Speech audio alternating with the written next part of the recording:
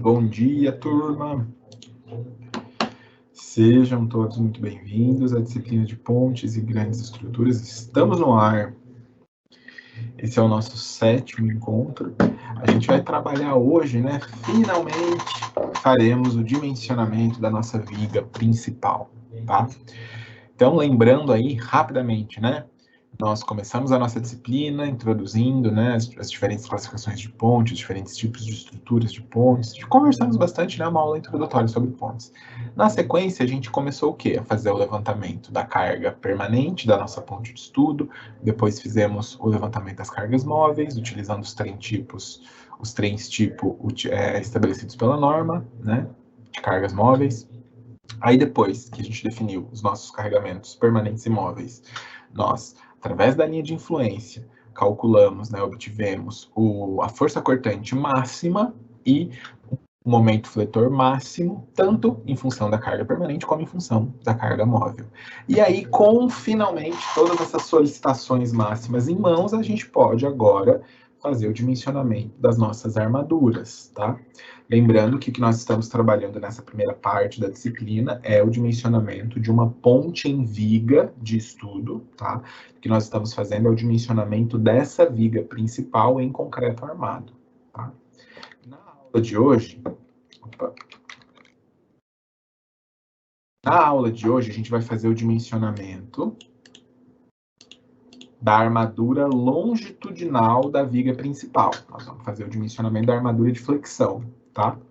Aí, na próxima aula, a gente vai fazer o dimensionamento da armadura transversal, dos estribos, e aí na próxima aula a gente também já começa concreto protendido, tá?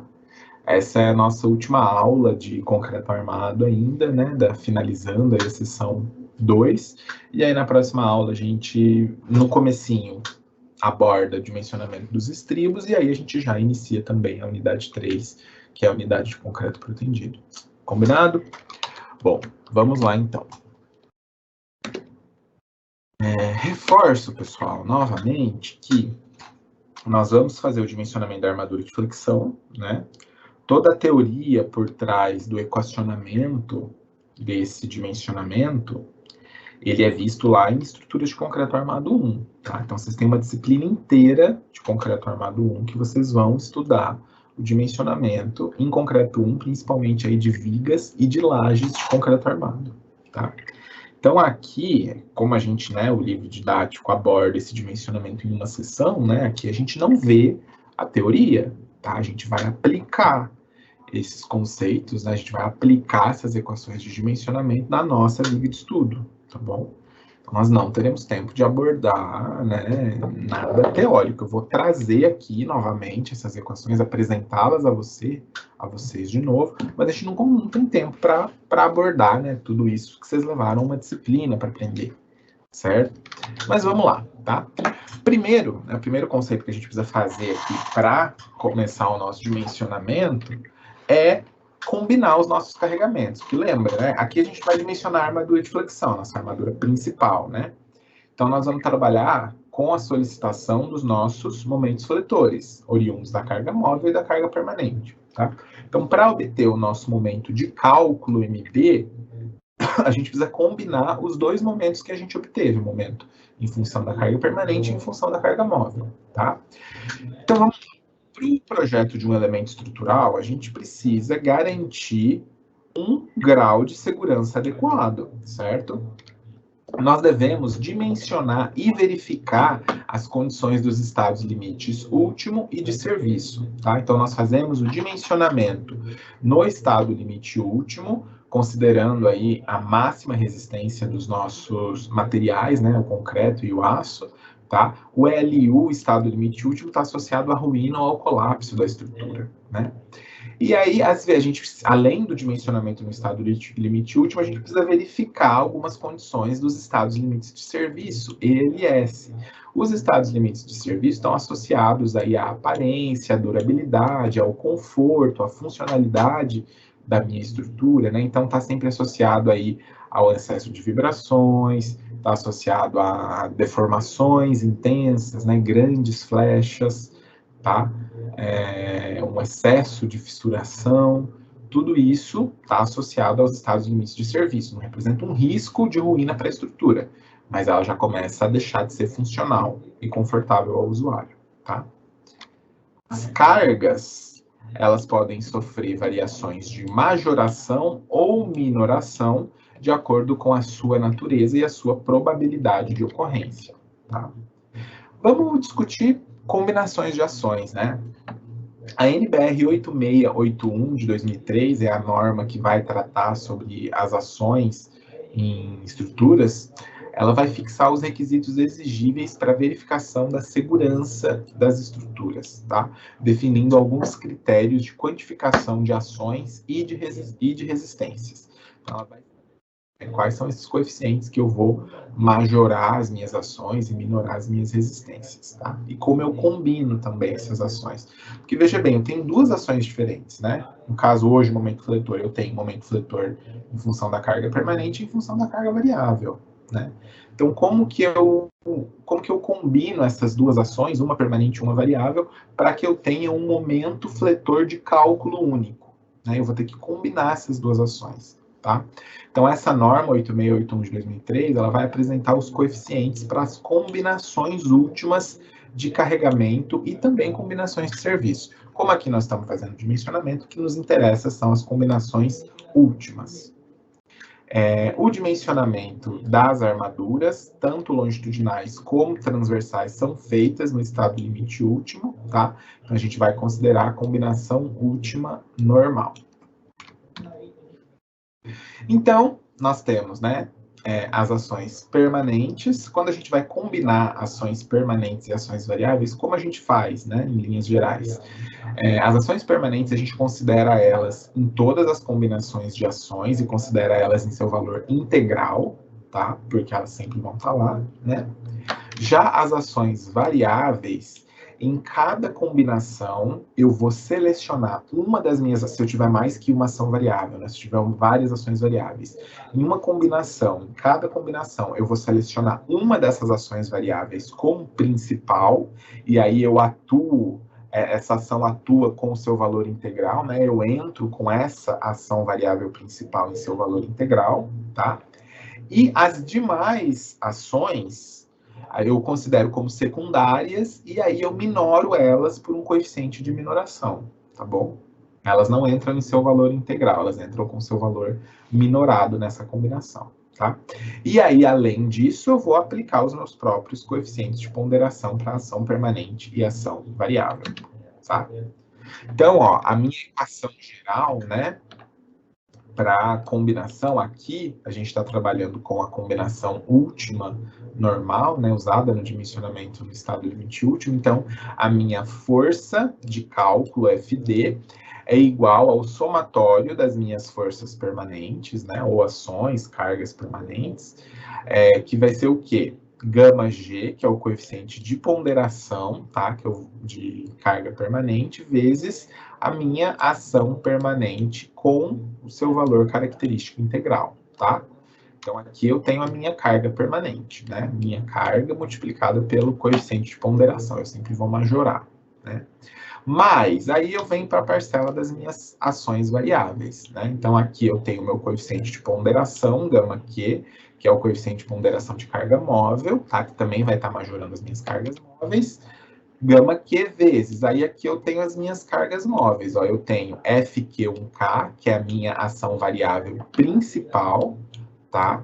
É a carga móvel que eu considerei como, a carga variável que eu considerei como a minha principal nessa combinação, mais o somatório das demais cargas variáveis secundárias, vezes o coeficiente de minoração, porque lembra que as ações secundárias, elas não entram com valor integral, né? Elas são todas minoradas, ó, tá? Então, eu minoro elas por um coeficiente φ0j, tá? E aí, essa soma, eu multiplico pelo meu coeficiente de ponderação. Essa é a equação que a gente vai utilizar para combinar. Isso, a combinação última normal para o dimensionamento, né?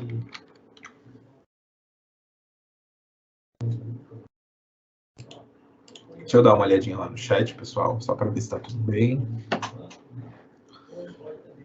esses coeficientes, tanto o coeficiente de minoração φ como os coeficientes de ponderação gama, eles são todos tabelados e dados pela norma, tá bom?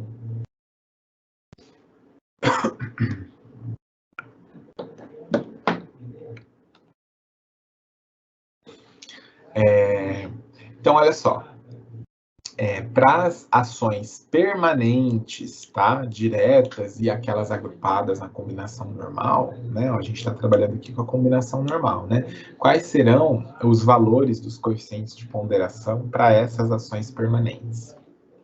Bom, se for grandes pontes e o efeito desfavorável, aqui quando eu tiver efeito favorável é sempre 1, tá? Mas no nosso caso, na nossa estrutura, o efeito é sempre desfavorável, tá? Na nossa estrutura de ponte. Tanto a nossa ação permanente como a nossa ação variável, né? Nossa carga móvel, ela tem um efeito desfavorável sobre a estrutura. Então, veja bem, ó. Para grandes pontes, o coeficiente de ponderação é 1,30, tá? Gama G, né? Para edificações tipo 1 e pontes em geral, o coeficiente de ponderação é 1,35. E para edificação tipo 2, o coeficiente é 1,40. Ó, o livro de vocês, o autor do livro de vocês, ele adota como coeficiente de ponderação para carga permanente o coeficiente de 1,30. Ele considera aqui a categoria grandes pontes. No entanto, eu tenho uma crítica aqui, porque para mim esse coeficiente deveria ser 1,35, porque a nossa ponte é uma ponte de 25 metros. Né? Não é uma grande ponte, tá? Ele se enquadra aqui nas pontes em geral.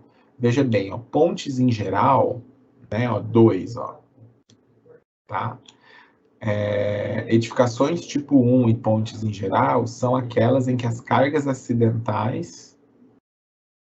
Ah, não, aqui não, ó. Eu estava lendo no lugar errado, ó. O que são grandes pontes? Grandes pontes são aquelas em que o peso próprio da estrutura supera 75% da totalidade das ações. Ou seja, grandes pontes são aquelas em que a ação do peso próprio representa mais que 75% das ações. E não é o caso que aconteceu com a gente, né? Lembra que eu frisei nas últimas aulas? Olha só, pessoal, veja como tanto o momento fletor como a força cortante oriunda das nossas cargas móveis são muito maiores do que as oriundas do peso próprio, né, das cargas permanentes. Então, as ações que as cargas móveis causam sobre a minha estrutura são maiores do que as ações que as cargas permanentes causam. Né? Então, não configura como uma grande ponte, configuraria como pontes em geral. Tá? Então, eu particularmente adotaria 1,35, tá? Mas o autor do livro adota 1,30, então para a gente manter a resolução deles, vamos adotar 1,30 também, tá? Não tem problema, certo? Ele fez a consideração de que a ponte é uma grande ponte. Mas é importante deixar apontada essa ressalva, tá? E aí o coeficiente gama G para ponderar as ações variáveis na combinação última normal, para pontes e edificações tipo 1 é 1,5, que é o valor que a gente vai usar, tá? E para edificações tipo 2 é 1,4, certo? Então, nós vamos usar esse valor aqui, 1,5. Então, ó, só reforçando, gama G para as ações permanentes é 1,30 e gama Q para as ações variáveis é 1,5, certo? No caso, como a gente só tem uma ação variável, a gente não vai ter que fazer essa ação variável, ela entra com valor integral, a gente não vai ter que minorar ela por nenhum coeficiente de minoração para poder combinar, tá? Se eu tivesse mais, aí eu teria que selecionar a variável, né, uma ação variável como principal e as demais como secundárias, e aí fazer a minoração das secundárias e depois aplicar o coeficiente de ponderação, tá? Mas não é o nosso caso. A gente só tem uma ação permanente e uma ação variável. Nós vamos trabalhar com esses dois coeficientes de ponderação. Bom, feita então essa conceituação aí de combinações de ações, vamos relembrar, né, como a gente calcula a área de aço, né, de armadura longitudinal para vigas de seção T. Bom, aqui como a gente tem, né, as nossas vigas principais associadas a lajes maciças, né? A nossa viga em ponte tem uma laje maciça que se apoia sobre as nossas vigas. Quando a gente tem essa situação de estrutura, parcela da laje, tá? vai acabar contribuindo na resistência às tensões de compressão que o concreto da minha viga resiste, tá? Então, como eu tenho a colaboração de parte da minha laje na resistência dos momentos da minha viga, eu vou acabar considerando essa seção como uma viga T, tá? Então, o que a gente está fazendo aqui não vai ser o dimensionamento de uma viga retangular, mas sim de uma viga T, tá? No entanto, como no nosso caso a mesa colaborante ela está parcialmente comprimida, né, a gente vai dimensionar essa viga como se, né, seguindo o mesmo equacionamento que a gente usaria para uma viga retangular, tá? Para uma viga de concreto armado ligada às lajes maciças, é necessário considerar a ação conjunta desses dois elementos, né? Então, a gente adota uma largura colaborante da laje que está associada à viga e contribuindo na resistência das tensões de compressão. Assim, a gente tem uma seção T e as dimensões dessa seção T, elas serão aí, né, encontradas, obtidas, adotando critérios orientados pela norma, tá? Vamos ver quais são as dimensões, né? Qual vai ser essa largura colaborante da nossa viga T. Bom, a largura colaborante, BF, tá? Vai ser a soma de BW, que é a alma da minha viga T, né? A largura da minha viga retangular original, mais as duas abas aqui, a direita e a esquerda, né, da minha mesa, B3 mais B1, tá? Se eu tiver, no caso aqui, né, a minha viga, aqui é o caso da nossa ponte, né, a viga está associada a uma laje, né? Eu vou pegar uma parcela de B3 mais BW, a alma da minha viga retangular, mais a minha parcela de B1, tá? E quais seriam esses valores de B3 e de B1? Bom, B1, tá? Tem que ser menor que 0,5 B2, sendo B2 a dimensão entre as faces internas das minhas vigas, tá? Ou B1 tem que ser menor que 0,1A. Qual que é o valor de A? A é 0,60 vezes o vão da minha viga. No caso, nós estamos trabalhando com uma viga de vão 25 metros, né? O meu A é 0,6 vezes o vão longitudinal da viga.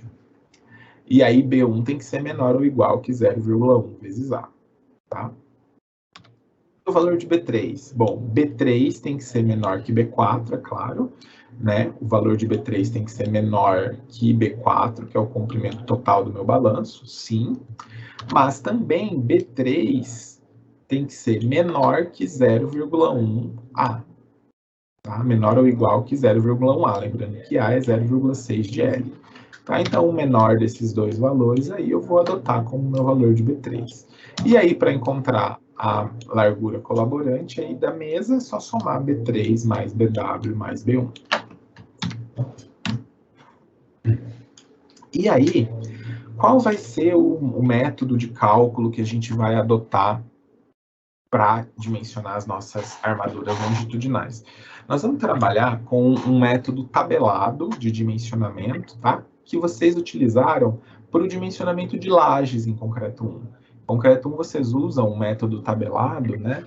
Para calcular, para dimensionar as lajes. A gente vai usar aqui para as vigas. É perfeitamente possível de usar para vigas retangulares, porque lembra, né? Laje é o quê? Laje a gente dimensiona ela por metro linear. Então, laje nada mais é do que uma, né? Pensando no dimensionamento, nada mais é do que uma viga de 1 metro de largura, né? Porque a gente dimensiona sempre a armadura por metro linear. Tá? Então, esse método tabelado, ele pode ser utilizado tanto para vigas como para lajes. Em concreto 1, vocês usam para dimensionar lajes, tá? Mas pode ser aplicado para vigas, que é o que a gente vai fazer aqui, tá bom? Para o nosso dimensionamento da armadura de flexão, a gente vai utilizar a rotina de cálculo proposta por Pinheiro, Musardo e Santos, 2010, que vai apresentar tabelas para resolução do método simplificado de cálculo, tá?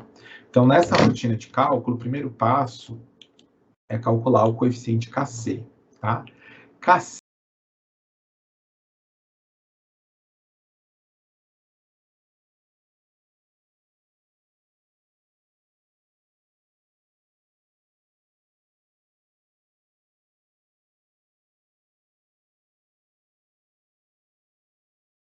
KC é igual a BW, a largura da minha viga, vezes D ao quadrado, a altura útil da viga ao quadrado, dividido pelo momento de cálculo MD, tá? Aí eu encontrei o meu valor de KC, eu venho na tabela, tá? Eu tenho aqui o meu valor de KC, eu vou encontrar qual que é o valor de KC mais próximo do que eu calculei em função da minha classe de concreto, tá? Aqui eu tenho apenas um pedaço da minha tabela, tá? Essa tabela continua, ela é bem longa, certo? Ela vai percorrer todos os domínios aqui, domínio 2, domínio 3, tá? Então ela é uma tabela longa. E aí, vamos pensar, por exemplo, eu estou trabalhando com concreto C20, tá? E eu encontrei um KC de 20. O que eu faço? Bom, aí eu venho aqui na minha coluna de concreto classe C20 e vou procurar o valor mais próximo de KC igual a 20. Olha, tem 26 e 17,6. Esse aqui está mais próximo. Vamos trabalhar com esse valor aqui, então. Tá? 17,6. Aí o que eu faço? Eu rebato aqui, ó, para os meus valores de KS. Tá? E aí, qual que é o aço que eu tenho? CA25, CA50 ou CA60? Eu tô trabalhando com armadura nervurada normal, aço nervurado CA50, tá? Então, eu venho e rebato aqui essa linha, ó, na minha coluna de CA50. E encontro que o meu coeficiente KS é 0,24, tá? Então, reforço, a partir do KC calculado, eu venho na tabela e encontro o coeficiente KS, certo? E aí, a partir desse valor de KS encontrado, eu dimensiono a minha armadura longitudinal, tá? KS, que eu peguei da tabela, é igual a área de aço vezes altura útil dividido pelo momento de cálculo. Então, eu isolo aqui a minha armadura, tá? Minha área de aço, e encontro qual é o valor de área, certo? E aí, uma última verificação que eu preciso fazer, é em relação à armadura mínima, né? O autor vai considerar aqui uma taxa mínima de armadura longitudinal de 0,15%, tá? Então, para encontrar a área de armadura longitudinal mínima, basta multiplicar a taxa de armadura, que é 0,15%, vezes a área de concreto AC, tá? E assim eu encontro a minha armadura mínima, certo? Bom, aqui, pessoal, eu vou dar uma olhada no chat de perguntas e respostas e daí a gente já vai resolver a nossa situação problema e finalmente fazer o dimensionamento da nossa viga, né? Da armadura de flexão.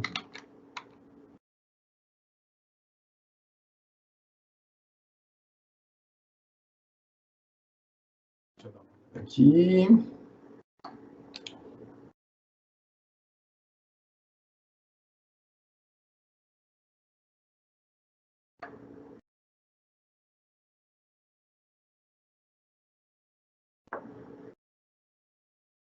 Ó, o Antônio Augusto mandou a seguinte dúvida. Podemos utilizar 1.4 como coeficiente, considerando 40% para todas as estruturas, majorando a favor da segurança? Antônio, esse valor é um valor que a gente usa muito lá em Concreto 1, né? A gente sempre majora a nossa ação por 1.4, né? Quando a gente tem o valor característico da ação, né?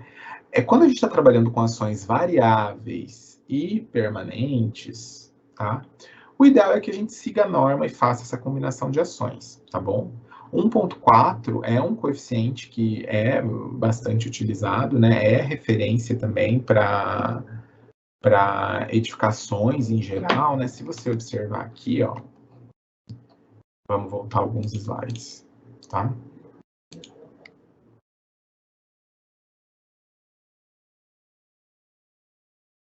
Se você observar aqui, ó, ações do tipo 2, que são aquelas em que as cargas acidentais não superam 5 kN por metro quadrado, são as edificações em geral, né? Residências aí. A maioria das nossas edificações são tipo 2. A gente não tem tanta carga acidental assim, né? Ó, o coeficiente é 1.4, né? Ó. No caso, até para as ações variáveis, ó, retificações tipo 2, coeficiente de ponderação 1.4. Tá? Então, esse 1.4 que a gente utiliza tanto, vem daqui, né? Vem dessa consideração de que nós temos aí boa parte das nossas retificações do tipo 2. Só que como nós estamos fazendo dimensionamento de ponte, né? Vamos seguir a norma, tá? Vamos adotar ou 1,30 ou 1,35, tá? Se você adotasse 1,4, tudo bem, você está mais a favor da segurança ainda, tá? Não seria necessariamente um problema, né? Mais a favor da segurança. Você está majorando mais o seu efeito, tá? Né, para né, ter um dimensionamento mais econômico, né?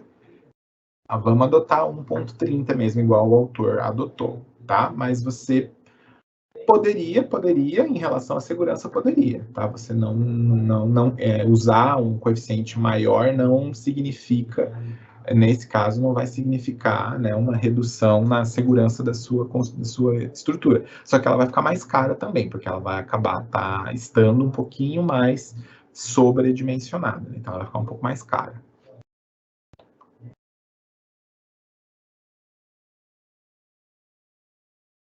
O Nicolas perguntou, com exceção das pontes em vedação, as pontes em alvenaria estrutural dispensam o uso de vigas?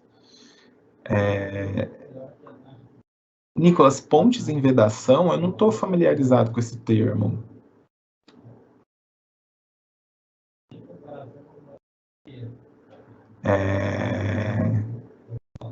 Depois eu posso até dar uma olhada, mas eu não estou familiarizado com esse termo pontes em vedação, não. Se você puder complementar a pergunta, eu vou anotar aqui, depois eu vou dar uma olhada para ver se eu encontro esse termo, mas não me é familiar. E o Antônio Augusto perguntou, por que tem essas mísulas na alma? Essas mísulas nas almas, elas são as mísulas que a gente encontra quando nós temos um encontro de uma viga com uma laje, né, para que a transição, para que a transição de cargas de um elemento para o outro não seja numa seção muito restrita, né, uma transição muito abrupta, a gente vai, né, insere essas mísulas e a gente vai aumentando essa área de seção transversal gradualmente, né? Quando a gente vai levantar as cargas permanentes, a gente acaba considerando essas mísulas, tá? Mas aqui essas mísulas aqui para o nosso dimensionamento não importa mais, tá bom? Não importa mais. Elas foram importantes lá no dimensionamento, no levantamento das nossas cargas permanentes, certo? Vamos resolver a nossa SP, então? Depois a gente tem mais alguns minutinhos para as dúvidas finais. Vamos lá. Então, você é trainee de uma grande empresa de engenharia, está desenvolvendo o projeto de uma ponte, um vão de 25 metros. Tá? O aço que você está utilizando é um aço E50, e o cobrimento das armaduras exigido pela sua empresa é de 10 centímetros. Bom, primeiro passo é fazer a combinação de ações, né? O que vai nos importar aqui? Os momentos máximos. A gente encontrou há 2 aulas atrás, né? O momento máximo em função da carga permanente é 2.747,5 kN, e o momento máximo em função da carga móvel é 4.575,10. Vamos combinar essas duas ações, né? Ó, lembrando que o coeficiente γg adotado é 1,30 e o coeficiente de ponderação para as ações variáveis, gama Q, a gente adotou como 1,50, tá? Então, para obter o meu momento de cálculo MD, é só multiplicar gama G vezes MG mais gama Q vezes MQ. Ou seja, gama G, que é 1,30, vezes o momento MG, que é derivado da carga permanente, então 1,30 vezes 2.747,5, mais o gama Q, que é 1,50, vezes o momento MQ, em função das cargas móveis, que é 4.775. 4.575,10. Né? Faço, então, essa soma, né, essas multiplicações e essa soma, chego a um valor final de momento de cálculo, que eu vou adotar no meu dimensionamento, MD máximo, de 10.434,40 quilonewtons metro. Tá? Esse é o meu valor de momento de cálculo final que eu vou usar no dimensionamento. 10.434,40. E aí, eu vou calcular, como aqui eu estou numa condição de viga T, né? Eu vou calcular o meu valor de BF, né? Minha largura colaborante. Tá? Essa é a nossa seção transversal, tá? Para nossa... Essa é a seção transversal da nossa ponte, né? Então, ó, a largura colaborante da minha laje que vai entrar contribuindo com a alma da minha viga vai ser igual à soma de B3 mais BW mais B1, tá? BW, a alma da minha viga, a gente sabe que é 25 centímetros, tá? B3 vai ter que ser menor ou igual a 0,1A e B1 vai ter que ser menor ou igual que 0,5 B2, tá? Bom, B1 menor ou igual a 0,5 B2. B2 é o quê? É a distância entre faces, tá? Dos meus apoios, né? A distância entre as faces aqui da minha laje interna. Tá? Aqui a gente desconta 10 centímetros, tá? Referente ao ponto de gravidade da minha mísula, né? O CG aqui, ó, da minha mísula vai estar, né? Mais ou menos aí a 10 centímetros do meu apoio. Então, ele desconta um pouquinho aqui, tá? A gente não considera essa face a face, tá bom? A gente vai considerar esse desconto de 10 centímetros. Então, aqui eu tenho 4,85 metros como B2. 0,5 vezes B2 é 2,42 metros. E aí, B3 tem que ser menor ou igual que 0,1A. A, lembra lá, A é 0,6 do meu vão principal L, né? Eu estou trabalhando com um vão de 25 metros, o enunciado nos deu, né? Ó, o vão é 25 metros. Então, 0,6 vezes 25 vezes 1, vezes 0,1. Né? Isso me dá um valor de B3 de 1,5 metros. Então, eu vou somar, né? B1, que é 2,42, mais 0,25 metros, que é o meu BW, mais 1,5 metros, que é o meu B3. Tá? Essa é a soma que eu fiz. B3 mais BW mais B1, 1,5 mais 0,25 mais 2,42, eu tenho uma largura colaborante de 4,17 metros. E aí, além da minha largura colaborante, eu ainda preciso encontrar a minha altura útil, né, para poder calcular o meu coeficiente KC.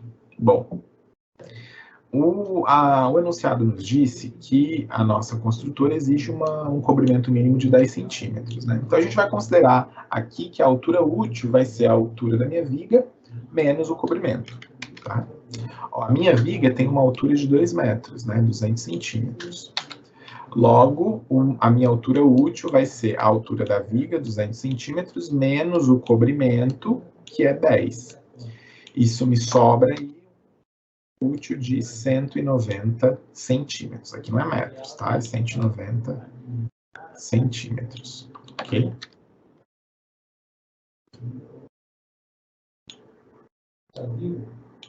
Bom, agora com esses dados eu consigo entrar na minha equação de KC e obter o coeficiente KC para ir na tabela, né? Bom, KC é o quê? É BW vezes D ao quadrado sobre o momento de cálculo. No caso, como a gente está trabalhando com uma viga T, o nosso BW vai ser, na verdade, o nosso BF, né? Vou considerar a largura colaborante da minha mesa. Então, vai ser BF, que é 4,17 metros, ou 417 centímetros. Vamos trabalhar sempre com centímetros, tá? Então, 417 centímetros mais a altura útil é 1,90 m ou 190 centímetros.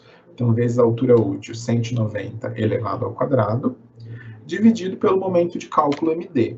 O MD a gente calculou aqui, né? É 10.434,40 kNm. Eu quero transformar isso aqui para kNm/centímetro, então é só multiplicar por 100. Né? E dá um momento de cálculo de 1.043.400.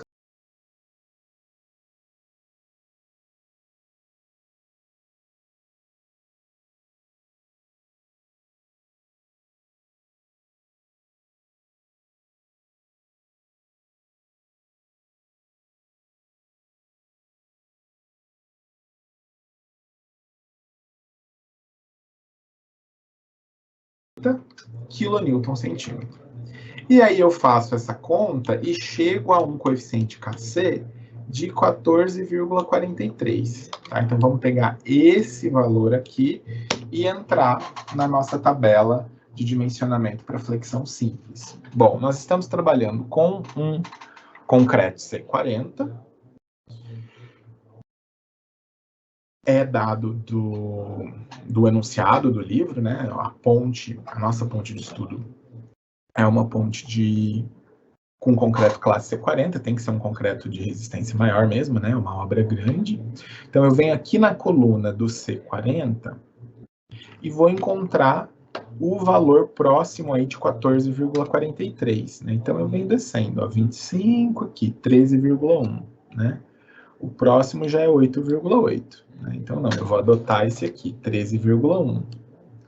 Aí eu pego essa linha aqui e rebato lá nas minhas colunas de KS. Né? Eu estou trabalhando com o aço CE50, né? Armadura nervurada normal. Então, eu descubro que o meu valor de KS é 0,023. Tá? Eu estou lá bem no comecinho do domínio 2, né? Porque eu estou trabalhando com viga T, então, né, compressão parcial da mesa, então eu tenho muita resistência aí, né? Muita área de concreto para resistir. Então a minha linha neutra está bem lá em cima na mesa, tá? Tá cortando a mesa bem lá em cima. Veja que o meu X sobre D, ó, é 0,04. Né? Então, pensando aqui na minha viga T, a minha linha neutra está passando bem aqui em cima. Está bem lá no topo da minha viga mesmo. Tá?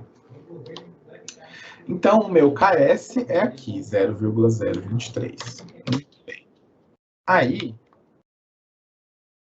eu venho, então, na minha equação de KS. KS é área de aço vezes altura útil dividido por MD. O meu KS a gente viu que é 0,23, né?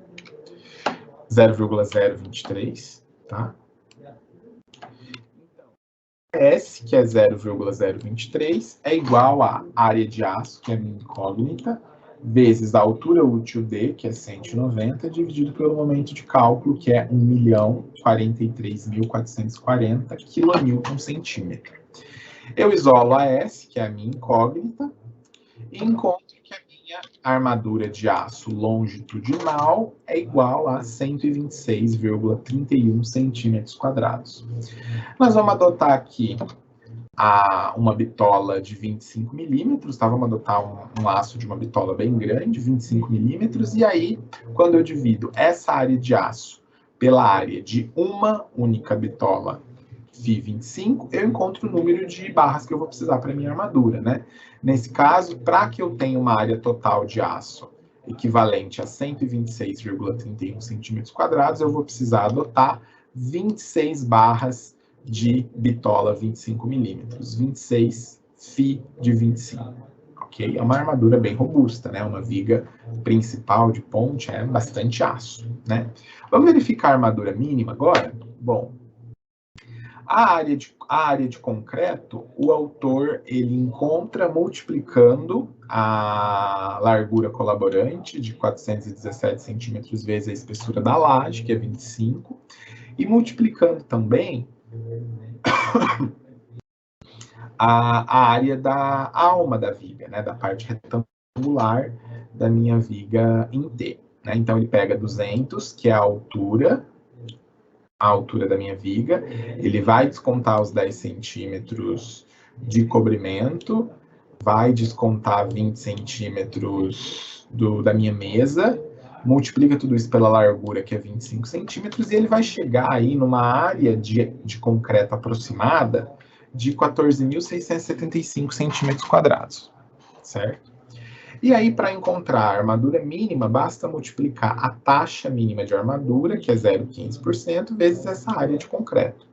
0,15% vezes 14.675, eu tenho aí uma área de armadura mínima de 22 centímetros quadrados. Né? E claro, né, essa área é bem menor que a área calculada, né? Então eu vou ficar aqui com uma área de armadura igual à área que eu calculei na equação mesmo, tá? Porque a área S é maior que a área mínima, então, de fato, a minha armadura vai ser aí 126,31 centímetros, equivalendo aí a 26 barras de bitola 25 milímetros.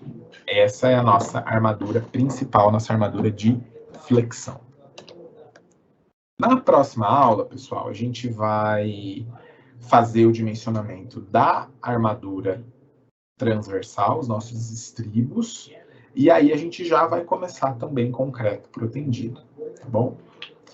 Que a gente ainda, né, tem a unidade de concreto protendido, que é uma unidade bastante importante, e aí depois ainda nós temos a unidade final que vai falar sobre grandes estruturas, né? A gente vai ter as aulas finais da disciplina, vão falar sobre usinas hidrelétricas, portos, aeroportos, num nível mais conceitual, tá? Nós não vamos estudar as estruturas desses elementos, nós vamos estudar aspectos, conceitos fundamentais sobre essas estruturas, né? No caso, sobre conceitos fundamentais sobre usinas hidrelétricas, sobre portos e aeroportos, ok? Ó, o Antônio Augusto fez a seguinte pergunta.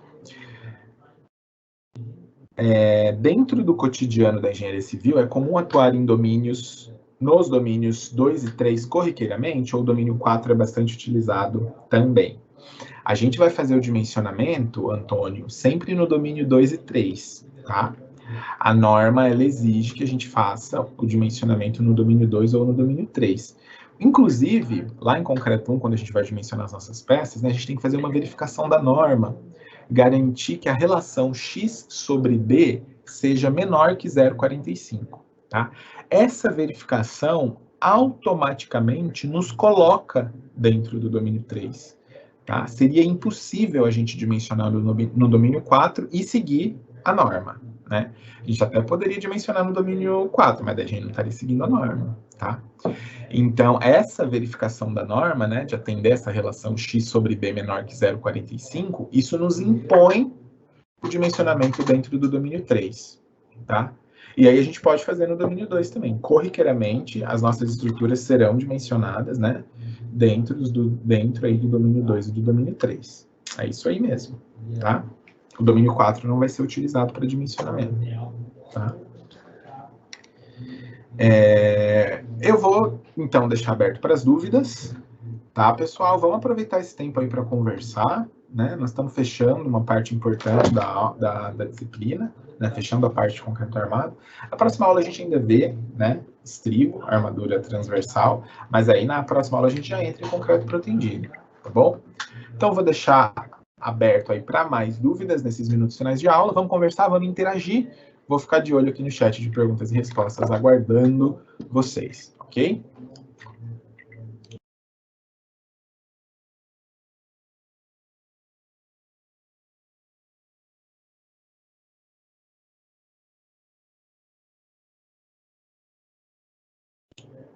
Pessoal, só enquanto vocês não mandam nenhuma dúvida, tá? Eu vi aqui só uma pergunta. Vocês estavam falando, né, comentando sobre a prova. Pessoal, a prova das disciplinas, só para reforçar para todo mundo, tá? As provas das disciplinas interativas, elas acontecem só no final do semestre, tá? Essa semana vocês estão fazendo as provas das disciplinas presenciais e das disciplinas híbridas, que são aquelas que vocês cursam durante a semana, né? Essas disciplinas interativas que vocês fazem aos sábados, a avaliação é só no final do semestre, tá? A gente não tem prova bimestral, tá bom? Vocês vão fazer a prova lá no final do semestre.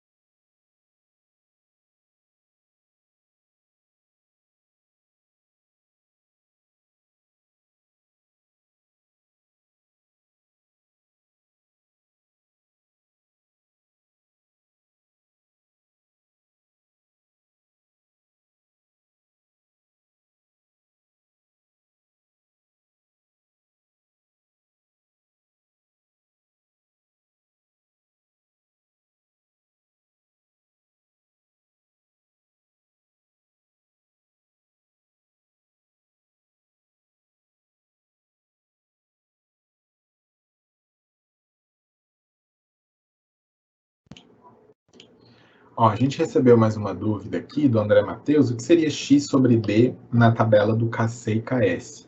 Né, a relação x sobre d, justamente eu comentei agora na dúvida anterior, né, que é a relação x sobre d que a norma obriga que seja menor que 0,45, né? A relação x sobre d é a relação entre a altura da linha neutra sobre a altura útil, tá? Essa relação, x é a altura da linha neutra dividido pela altura útil total, tá? Isso é a relação x sobre d. E aí, deixa eu voltar lá nos slides, né? Ó, tá vendo que aqui no caso da nossa viga, né, a relação x sobre b, ela é bem pequena, né, de 0,04. Isso significa que o quê? Conforme eu falei lá, né, na nossa viga T, quando a minha relação x sobre d é muito baixinha, significa que a altura da minha linha neutra x aqui é muito pequenininha também, né? Então, a minha linha neutra está lá cortando a minha mesa colaborante e bem próxima lá do topo mesmo, né? Ó. Se a minha relação x sobre d é 0,04, né? E a minha altura útil d é 190 centímetros, se eu multiplicar 190 por 0,04, ó, eu encontro que a minha altura útil está em 7,6 centímetros, né? O meu valor de x. A altura da minha linha neutra está a 7,6, ó. Né? Considerando que d da minha viga é 190, né? Eu multiplico d por 0,04 e encontro a altura da minha linha neutra x. Meu x deu 7,6 centímetros, tá? Isso quer dizer que, ó, aqui eu tenho a minha viga T, né? A minha linha neutra, ela tá cortando aqui, ó, a 7,6 centímetros da face superior da viga, né, da mesa colaborante. Eu tenho justamente, né, uma compressão parcial da minha mesa, tá? Essa relação, tá bom? É a relação entre a altura útil, entre a altura da minha linha neutra x dividido pela altura útil d. Essa altura da linha neutra x é quando a gente faz o dimensionamento pelo equacionamento tradicional, não por tabelas, né? A altura da linha neutra é o primeiro valor que a gente encontra para dimensionamento, viu? É um valor muito importante. A linha neutra é onde eu tenho tensão nula, deformação nula, né? Aí acima da minha linha neutra eu tenho compressão, abaixo da minha linha neutra eu tenho tração, né? Então a posição dessa linha neutra é muito importante, que eu defino as regiões da minha seção que estarão comprimidas e que estarão tracionadas. E aí eu faço essa definição justamente pelo cálculo dessa altura da linha neutra. Né? Mas são conceitos lá de concreto armado 1 mesmo, que infelizmente a gente não consegue retomar aqui, né?